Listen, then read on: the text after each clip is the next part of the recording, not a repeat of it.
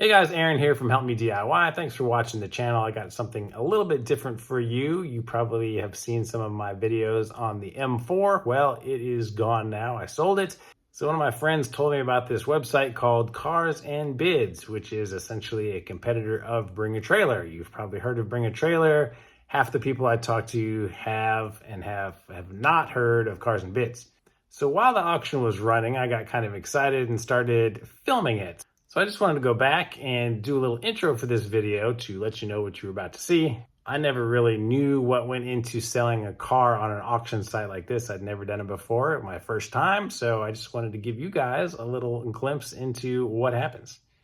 Hey guys, Aaron here. My M4 is up for auction on Cars and Bids. It'll be over by the time you watch this video, but I thought it might be fun to do a little behind the scenes of what it's like to sell your car on Cars and Bids. So I did a lot of prep work. You got to take a bunch of pictures. You got to write up a big description about it. You got to send it to them, and they have to approve your car. They don't just take any car to sell. But once you get approved, they do actually all of the write-up. And of course, Doug does a little comment on your page, Doug DeMuro. If you guys aren't familiar, this is kind of his website to compete with Bring a Trailer. That's the other big popular one. So they do all of this stuff for you after you tell them about your car. And you can attach a bunch of videos, walk-arounds, and all of that kind of stuff. And currently there is less than 3 hours left in mine. So once you get to 3 hours, this bar turns red and they'll send you an email reminding you that you can lower your reserve anytime you want. So my reserve, don't tell anybody, is currently at 48,500. So you can see I am a long ways off from that. So here's my email from them saying that I can reserve it. They send this out 3 hours before your auction ends. And they do point out here that if they get very close to your reserve, they might cover it for you and pay you the difference to get you to your reserve, which is kind of cool. I didn't realize that. They don't say how big of a gap they might cover, but that's an option.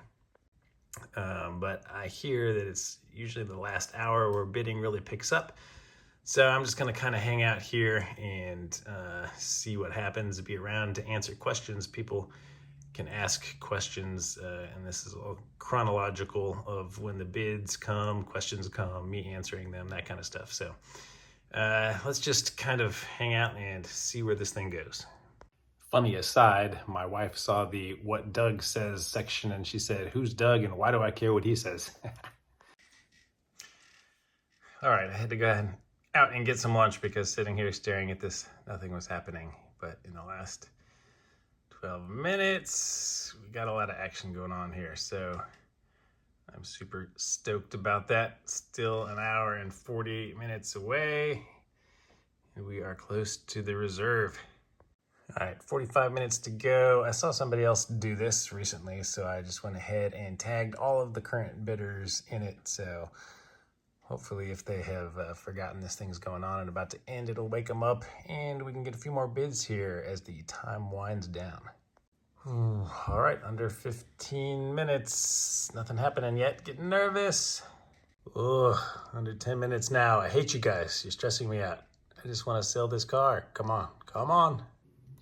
Guys, if it's gonna happen, now's the time. Tick, tick, tick, tick. We're under 3 minutes left. 2 minutes. All right, final 1 minute of the auction. This is gonna be super anticlimactic unless we get a bid in the next couple seconds here. Just a comment.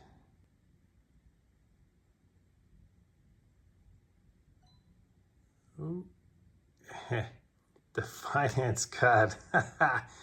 With seconds left, he swoops in and makes a bid. So that always bounces it up to 1 additional minute to allow for other last minute bids. Yeah, me too, Christian, me too. But we are still not up to the reserve, so 10 more seconds.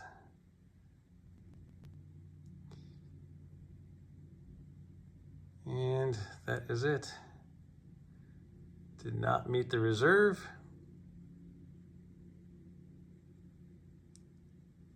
So I guess they're going to put me in touch with some people and see if we can get it to that reserve. So stay tuned. All right, so here's their automated message. As soon as the auction ends, they will try to lower their fee and see if I will lower my reserve, talk to the highest bidder and see if they can make the deal work. So just to follow up here, what happened at the end, to make a long story short, I tried to offer to go down to $47,000. They said that they'd try to get me the 48 to start with. And then they said, unfortunately, the high bidder has elected to pass at this time. So here they pointed out that you cannot relist your car if it does not meet the reserve, and they ask for your feedback. So that was the end of the story.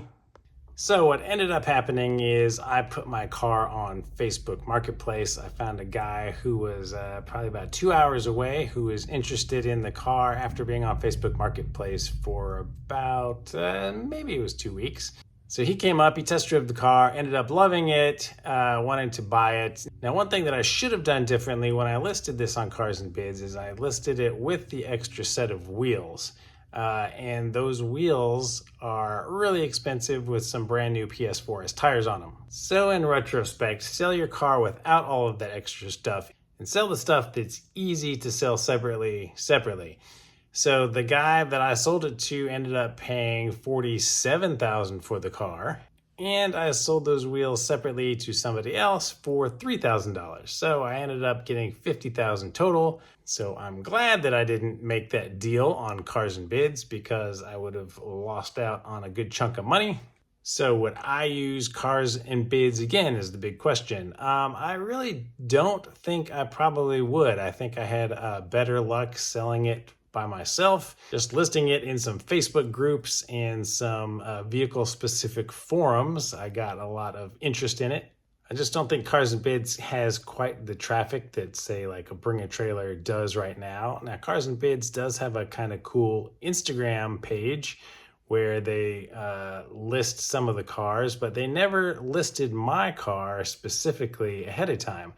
I even emailed them about this, asking them if they would put my car out there on their Instagram site, and they said that they would talk to their social media people and ask them, and nothing ever happened, no response. So I didn't have any bad experiences with Cars and Bids. It was smooth, they were easy to work with, they just couldn't sell my car. So I hope this was helpful to see a little bit of behind the scenes and see how Cars and Bids works. Let me know if you guys are planning to use them or if you have used them in the past and whether or not they were able to sell your car for you. So anyways, thanks a lot for watching, guys. I will keep the DIY videos coming and I'll see you in the next one.